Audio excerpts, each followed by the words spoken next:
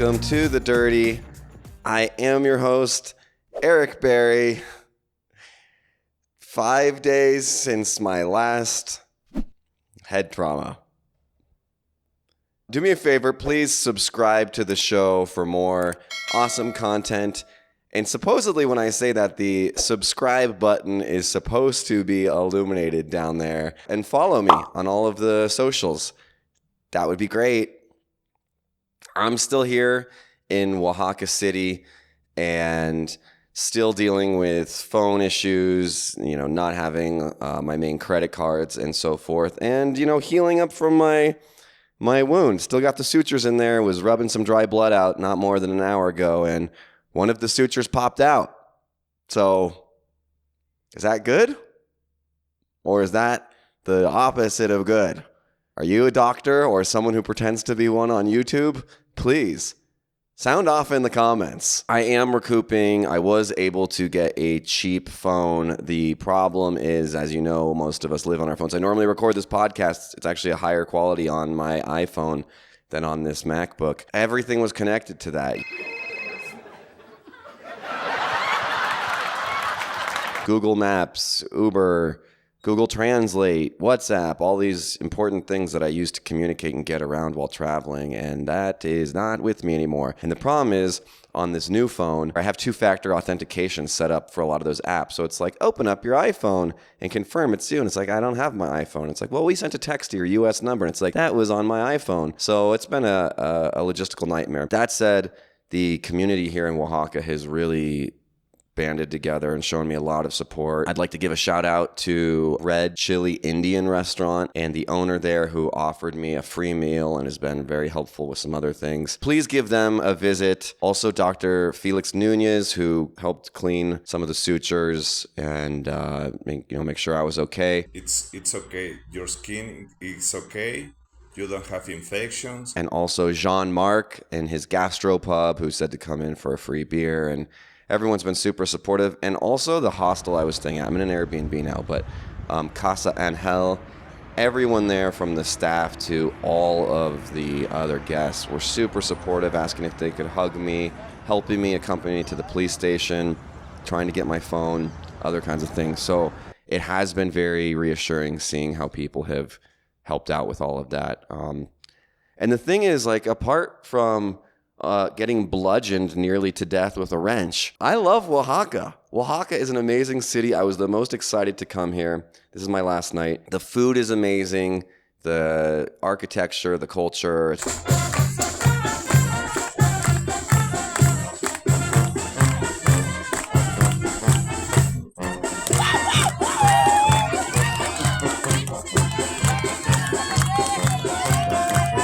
just a very colorful, by and large, I would say friendly city, apart from my little experience there.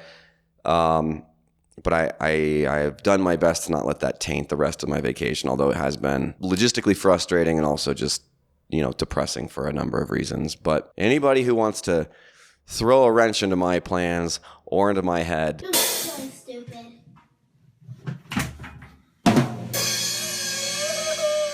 Not looking forward to seeing. So with all of that going on, I am going to be sharing another story of mine, or more like I'll say an opinion piece. And boy, oh boy, do I know that this can be controversial on the internet. Let's get into it. We're going to call this week's episode Snip Tuck.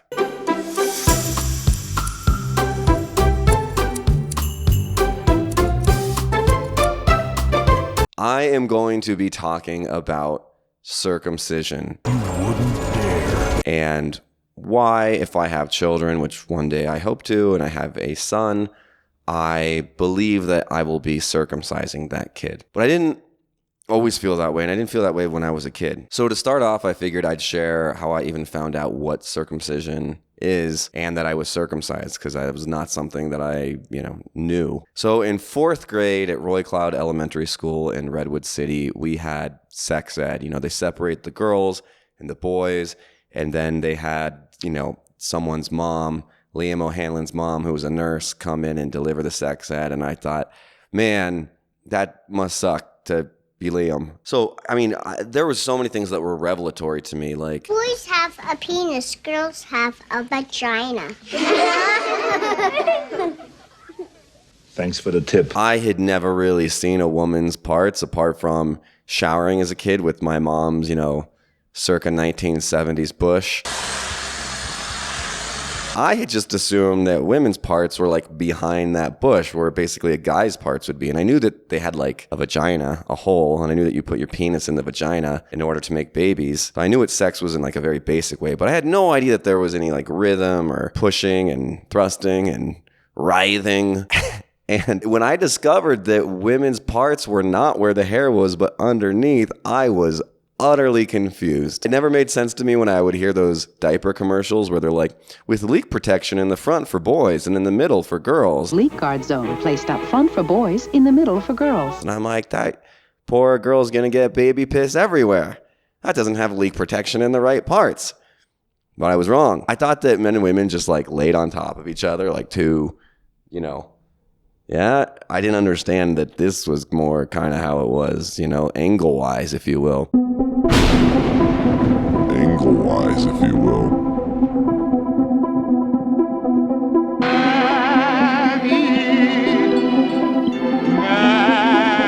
On the good ship, lollipop. How can 1 times 1 equaling 1? The greatest trick the devil ever pulled was convincing the world he didn't exist. And like that, he's gone. But at one point in the sex ed class, Liam's mom starts talking about circumcision and how you have to peel your foreskin back to make sure that you're properly cleaning your penis. And I was like, what the fuck is she talking about? And so I went home and I started trying to pull back the head of my penis to pull back the foreskin.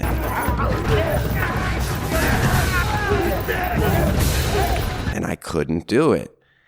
So I ended up asking my neighbor, Joe, who was one of my best friends and was 3 years older than me, very smart kid, and, kind of the guy I would lean on to introduce me to things. And I asked him, I was like, hey, how does the foreskin work? And he's like, well, you kind of gently pull back on the head of your penis to reveal the glands. And then, that's kind of how you can pee and clean it and whatever. And again, I tried and it didn't work. And he's like, well, like in the United States, a lot of men are circumcised. So I was just utterly confused. I had certainly not ever had any surgery on my dick. I was like, I think I would remember that one. I don't think I checked the box to have that one done. So I ended up going to my dad that night and I was like, hey, why aren't I circumcised? Hey, I need to learn how to pull back my foreskin. And he was like, you don't have one. And I was like, what? He's like, yeah, you're circumcised. You're bald! No, I'm not. I was bald. And I was like, I'm sorry, I don't think you know what circumcision is, Dad. Circumcision, you see, is when you surgically remove skin from your penis. I mean, who's signing up for that? Not me. I didn't. And he's like, no, you had it done when you were a baby, just, right out of the womb, hot and fresh. And I was like, are you kidding me? I was absolutely livid for 20 minutes, like in a screaming match with him and my mom. She's like, well, no, but me and your dad, we just wanted your penis to look like your father's. Now, here's the thing. That's an argument you hear a lot, and I have never understood what kind of fascination do fathers have with their son's penesia that they'd be so concerned with whether or not their children's dick looked like theirs. First of all, I was 8 years old, and my penis looked nothing like my 42-year-old father's. Very different in size. Still, as an adult, I think very different in size. Well, I'm going to measure your penis, and then I'm going to measure my penis, and we're going to see whose is bigger. Doesn't really seem fair. All right, let's see what you get. Stupid game anyway. Genetics, they're not everything. But I was just absolutely saddened. I thought, I wanted to get my foreskin back. I was 8 years old. I know that there's plenty of adult men who feel that way now, who are not intact, if you will. The intactivists. Hello, I'm sure somehow you found this through the algorithm. I'm trying to have a very measured, reasonable discussion here. So I hope that can be done. Measured. But as I ended up growing up and getting older and being exposed to things like porn and stuff, I feel like I came to like the aesthetics of a circumcised penis a lot more. Like, there's a lot of foreskins out there that be looking like snuffleupagus. And you try to turn as you shake up that snuffle, and that's how you do. Yeah, the snuffle shuffle. That's fine. I mean, no one can help what their body looks like, although surgery can kind of adjust those things. That's where I decided, like, okay, this is a cosmetic surgery, and I'm kind of glad I had it. I have very big ears, and particularly my left ear is uneven. It still is, but I actually had elective cosmetic surgery when I was 18 years old to try to pin this one back because I was so self-conscious about it. And as I found out, my parents had considered doing that when I was a child, and I wish they had done it when I was a child because, one, would have saved me a lot of money, and two, it's a lot easier to, manipulate, if you will, the body when you're younger. And the surgery ended up getting botched, and it still sticks out, and now I have a big, massive, painful scar back there that I would not have had that been done. I was 2 years old. Or then there's other arguments that I've heard, like, well, you feel a lot more sensation. And here's the thing is, I have never thought to myself, I wish I could have even more sensation down there. I was so afraid of premature ejaculation when I was, a teenager. Yeah.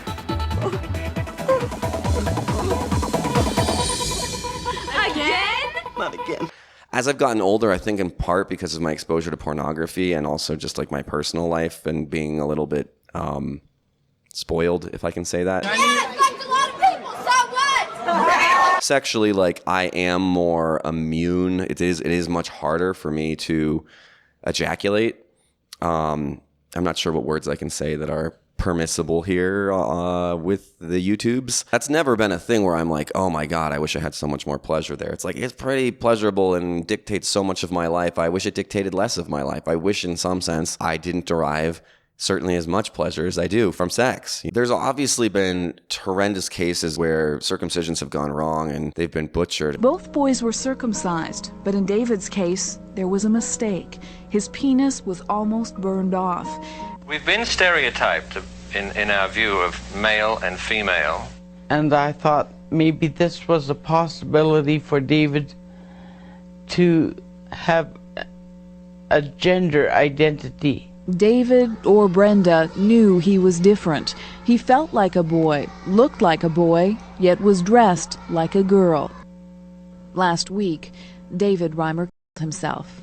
I knew why the police were coming to the door, and I started screaming, no, no, no. And that is absolutely horrendous, and I certainly don't think that that's the norm. I don't like this argument that it's tantamount to female circumcision. I mean, one is literally removing the pleasure organ for a girl, and that makes sex painful as a means of controlling them. And I don't think that that's what's being done here. Lord knows there's still lots of circumcised men who get pleasure from sex. Now, there is evidence that it does help with cleanliness. I've never had to really go out of my way to specifically clean that part of my body any more than any other part of my body. I'd say my asshole I have to pay a lot more attention to in terms of making sure it's clean than I do the head of my penis. And there has been evidence that suggested that this could help decrease the amount of HIV transmission and so forth in Africa and other places where, sexual assault is an issue, or perhaps lack of education around STI transmission. It traps more bacteria in the foreskin. I remember the first time I encountered Smegma. Wrap the cheese around the banana and eat right away. And I didn't know that Smegma was a thing until I encountered it as a sex worker. And I was like, oh my God, that is horrendous. And my uncircumcised friends were like, yeah, you get it sometimes, and you got to really pay attention.